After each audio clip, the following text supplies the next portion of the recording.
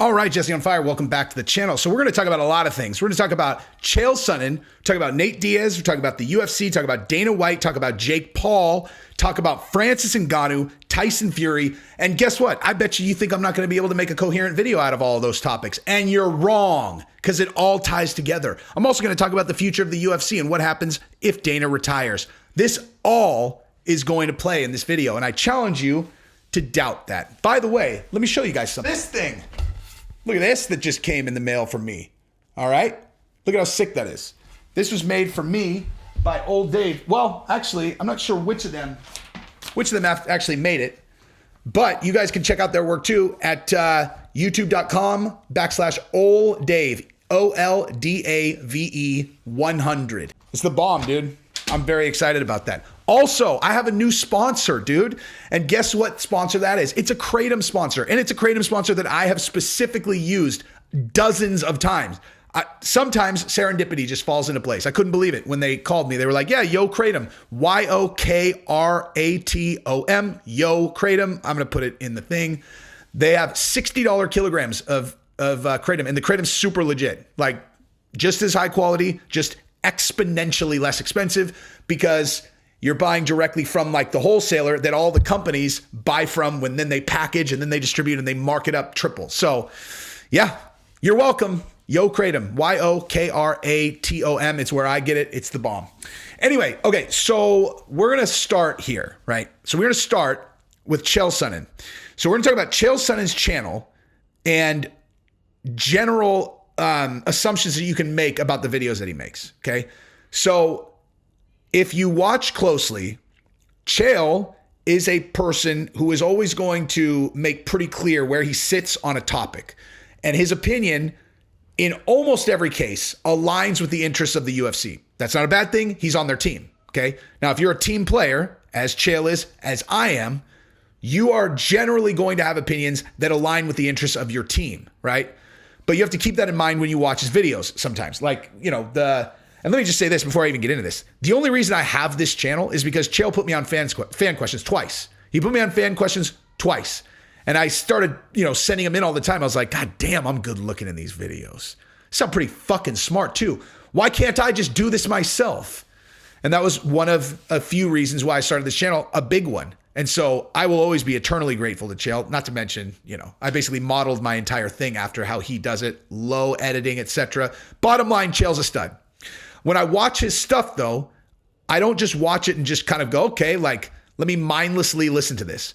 I watch it, I listen to him, and then I think to myself, what's the core message that he's trying to send, and how does that align with things that I know that are going on in the UFC right now? Because he will tip the hand of the UFC if you're listening. Like, you kind of have to have some form of base understanding of the business itself and the way that these things work. But if you do, and you listen to his channel, a lot of times you could pick up a lot of stuff that he might not be directly saying. And today is one of those things because he tipped his hand. I'm going to say I'm very confident. Like, very confident. And only this confident after kind of validating my point with someone who would be more in the know than I would. But yeah, so I'm going to share with you what that is, because it has to do with Nate Diaz and it has to do with Jake Paul. So, like, if I was going to give an example of Chael kind of voicing an opinion that was very obviously kind of positioned in the favor of the UFC against what I would say, without being disrespectful, common sense, right? Would be when he was positioning against Francis Ngannou fighting Tyson Fury. And he said that, he basically framed the Conor McGregor and Floyd Mayweather fight as like an event that had failed, that they had taken a bath. If I'm not mistaken, I'm pretty sure that he said that there were people involved in that took a bath specifically. And I'm like, they sold 4.2 million pay-per-views. It's the second biggest pay-per-view in combat sports history behind Manny Pacquiao and Mayweather. The idea that was an unsuccessful, endeavor is ludicrous, right? I respect the ability to propagandize anything, but there is no way that you could defend McGregor and Mayweather being a failure of any kind. There's no way you could defend it being anything other than an absolutely wild success. And also, Chael knows this business, man. Like, matter of fact, I might even say there's no one except for maybe Dana that knows the business better than Chael. And so if there's something that I know, then he knows it as well, which is everyone knows that the Tyson Fury and Francis Ngannou fight's going to sell. And if you tell me that you think that it won't, then you don't understand the fucking fight business. Okay. And people, every time I talk about this, people go into the comments and they're like, look, here are Francis's last round of pay-per-views. Look at, he only sold this many pay-per-views. He's not a draw. It's like, oh, well, that's an interesting point. Is there anyone else fighting in that fight? Like, is he fighting against himself, or does each fight have its own story? You know, like, so does it maybe matter who he's fighting, or like Francis versus anyone is going to be exactly the same? Because what we're proposing is him fighting against Tyson Fury in a boxing match and in MMA gloves. My fucking idea. Okay, so like, if you're telling me that the first time Tyson Fury boxes absent boxing gloves, that's not going to sell, fuck you, okay? I'm not talking Chael, fuck you. But if you, person, because Chael knows it'll sell. He's just saying that, okay? You, person, if you actually believe that that fight won't sell, fuck you, because you're wrong, okay? Plain and simple. And so if Chael is saying it won't sell, he's doing it because he's working, he's like trying to shape public opinion, or potentially shape the opinion of people who might be making decisions related to this thing, right? So I bring up that particular fight. It's going to come into play later. But just as an example of like a blaring example of like, okay, so I'm listening to him. This is why he's saying it. And the reason why I bring that up is because he made a video that went up like, I think yesterday, that I watched today, that was about Nate Diaz and Jake Paul, which in my opinion tips the hand of what the UFC is going to do here strategically, okay? Or what they have to do essentially. So the example I just gave, right? He was rallying against a Francis and Tyson Fury fight. Now, assume that he's, speaking on behalf of the UFC. Now, since then, it's possible that the UFC is now, positioning to co-promote a Tyson Fury and Francis Ngannou fight, and the landscape has changed completely. But at the time, that was not the case, which is why, they would position it that way. But the bottom line is, if you're looking at this Nate Diaz situation, the UFC wants Nate Diaz to re-sign. They need the Conor McGregor fight. They need like the Masvidal fight. Nate Diaz is a huge asset. The UFC's business lives on big blockbuster fights. Okay. And if you have these big blockbuster fights that are right there, you can't lose them. I mean, that like your priority one is you cannot lose those fights. You can't have a Nate Diaz, Conor McGregor 3 fight sitting right there and you let it slip through your fingers. You can't, like, that can't happen, And so they need to re-sign Nate Diaz if at all possible. However, Nate Diaz does not need to re-sign if he doesn't want to. And he's made very clear that he wants to fight his contract out. Now, why does he want to fight his contract out? Because he wants to go fight Jake Paul and get paid an enormous amount of money. Okay, so the UFC doesn't want that to happen. They want him to re-sign here. So if Nate is saying, let me out of my contract, what you can assume there is that he's gone through the process of them bringing him different options to get him to re-sign, which he's saying no to. And if he's, and he's just sitting there like, just give me a fight. I want to fight my contract out. And the UFC's like, yeah, no. But you can assume that he has an end date on his contract, since Francis did. I don't know anything about Nate Diaz's contract, but assuming that he has an end date on his contract, which I'm sure he does, then the UFC doesn't have endless time to just stall on this. They're going to have to either give him a fight or he's just going to run out of time and he's going to be a free agent anyway. Okay. So if Nate has stuck his feet in the ground and he's like, no, I'm not going to re-sign. Well, then what choice does the UFC have, right? Okay, so this is my point. So Chael, when he did his video about Nate Diaz and Jake, all of a sudden, he is actually trying to talk Jake Paul out of a Tommy Fury fight and talk him into a Nate Diaz fight. Now, the way he positioned it was that, Jake Paul cannot afford another bad outcome, right? Like, bad outcome being his last Tyron Woodley fight didn't sell very well, okay? So he's like, you can't have 2 flops in a row, right? The numbers have been going down, right? They're not going up, they're going down. Now, I think in order to get there, you're taking into account that the Mike Tyson fight did enormous numbers. So I'm not really sure. I didn't look at exactly, but bottom line, he is right. Okay. If you only sold 100,000 pay-per-views with the Tyron Woodley fight, you can't flop again. You need a big fight. You need to sell. He's right about that 100%. And so he's saying they're trying to trap you into this Tommy Fury fight. It's not going to sell. You need a big fight. You need Nate Diaz. And, without getting into the rest of it, that was the gist. He's like, you need Nate Diaz. And I'm sitting there going, okay, so Chael is advocating for Nate Diaz to fight Jake Paul when we know the reason that Nate doesn't want to re-sign with the UFC is because he wants to fight Jake Paul. So this is not, like there has to be something else going on. If Chael is advocating for this and he's always advocating in the direction of the UFC, then something has changed, right? And so my hypothesis is that the UFC is now put in a position where they have to co-promote something for Nate Diaz with Jake Paul, or at least that's how they're going to position it. They're like, look, you don't need to go free agent. You don't need a free agent. We'll help you facilitate the fight with Jake Paul, and then you're signed with us afterwards. So you get both, you get both. You get the Conor McGregor fight, you get this, and, we're going to help you with the Jake Paul fight, and we're going to make it even bigger. So it's either that, or Chael is like, look, Nate Diaz is actually a close friend of mine. He said that in the video. He's like, he's one of a close friend of mine. And so maybe he's like, I'm going to actually give him really good advice and not consider the UFC's needs. I think that's unlikely, not because he's disingenuous or anything. I mean, it's not bad advice to tell Nate to take a deal with the UFC that they co-promote Jake Paul. As a matter of fact, that's the best thing he should do, right?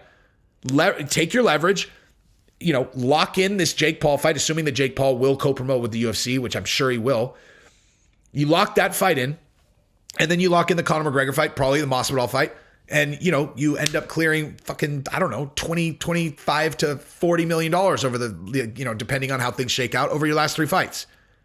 I mean, that is the correct play. And even if I'm off, like, and it's 15, it's 10 million for Jake Paul, and it's 5 or 6 for the next 2.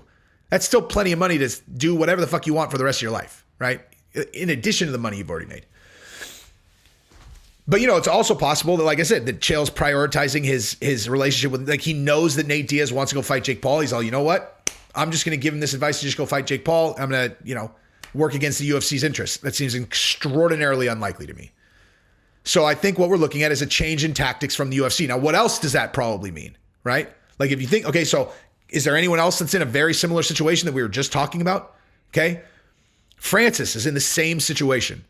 And so if the UFC is starting to entertain a Nate Diaz co-promote with Jake Paul, to do the Jake Paul fight and then back with the UFC, then you would assume the same model should be in play for Francis, right? You do the same thing with Tyson Fury, and then you have him locked in as the heavyweight champion of the UFC, as opposed to the alternative, which is if they don't do something with the UFC, right? If Francis doesn't do anything with the UFC, I mean, I know what they're going to do. Like, they're going to fight Tyson Fury first. That's a locked in enormous payday, $20 million minimum, right? And then after that, let's say he got eviscerated by Tyson Fury, right? Let's say he got pieced up and just fucking dirt napped, like made to look ridiculous. Okay. So you can't sell another boxing match. Okay. Well, you already made 20 there. Okay. Then they can go to all the other promotions and do one-offs. ONE FC is literally like trying to get Francis to come over to ONE FC right now. I don't know the financials of all these other companies. Obviously, the UFC is best positioned to pay Francis better than all of them anyway. So to me, it's a no fucking brainer. You sign with the UFC and you have you get the Tyson Fury fight first. So you get the locked in Tyson Fury fight, and then UFC has you locked in. Like, everybody gets what they want. I mean, I know UFC obviously would rather not have Francis fight Tyson Fury, but maybe that's not the case. Right? Maybe they don't care. You're gonna have to give Francis that payday, which candidly he's gonna get anyway, and then you get him locked in. I mean, it seems like it's an identical situation. Let me pose this to you guys, okay? Why not do it on the same card? And it's like the fucking biggest blockbuster in. I mean, gee, can you fucking imagine how many pay-per-views that would sell? Can you fucking imagine how many pay-per-views that would sell? And you also could. There is another option too. There's another option. You could bring Nick Diaz in there also. You have Nate Diaz fight one of them. You have Nick Diaz fight the other. You got the Pauls against the Diazes, and then you have Francis fight against fucking Tyson Fury, and then you have someone else fight against Tommy Fury. Fucking dude, you do Mike Perry against fucking Tommy Fury in the undercard. I mean, come on, dude. Come on. I mean, that's too many. In all honesty, that's too many people to pay, right? I guess too many. Like, you don't put 6 blockbuster people on there because Tyson Fury wants his 30 million. Francis wants his 25. Nate wants his 15. Jake wants his 15. I mean, you probably actually fucking could afford all these because that shit is gonna sell, son. That shit's going to sell. But so you have Tommy Fury against whoever, Tyson Fury against Francis. You have Nate Diaz against Jake Paul. You have Nick Diaz against Logan Paul. I mean, let's fucking go, son. Let's go. Okay, one other thing. So I am starting to think, and I'm realizing as I'm saying this that I can't really get too in the weeds on why, but I have a new lease on a theory, which is that I think that it's highly possible that Chael is going to take over for Dana when Dana retires. Now, every time someone would bring this idea to me, who's going to take over when Dana retires? I would go, why would Dana ever retire? Dana fucking loves what he does more than anything. Don't you ever hear these stories? He calls people at 4 a.m. and then pretends like he didn't realize what time it was. Like, he loves what he does. He loves it. He doesn't sleep because he loves it so much. I mean, he's doing exactly what he wants to be doing. Exactly. Why would he retire? Literally, that is my answer every single time.